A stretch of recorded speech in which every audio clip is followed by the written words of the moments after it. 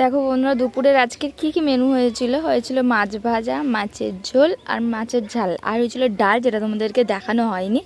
বিকেলবেলা ঘুম থেকে উঠে একটু ছাদে এসেছিলাম, এসে দেখছি আমার মেসটা প্রচুর গাছ বসিয়েছে, দেখতেই পাচ্ছ। বা ছাদটাকে পুরো ওপরে বাগান বানিয়ে দিয়েছে, কত ভালো লাগছে না গাছগুলো দেখতে, খুব ভালো লাগছে।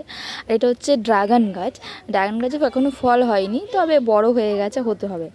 তাই একটুখানি কটা ভিডিও, একটু রিলস ভিডিও বানিয়ে নিয়ে একটুখানি হাওয়া খাচ্ছিলাম। আর দেখো কতটা ভালো লাগছে না, পরিবেশটা খুব ভালো লাগছে।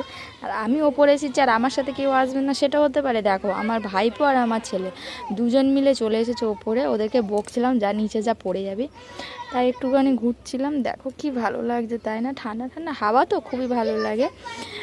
তোমরা সবাই কেমন আছো? আশা করি ভালো আছো। জানিও প্রচুর গরম পড়েছে।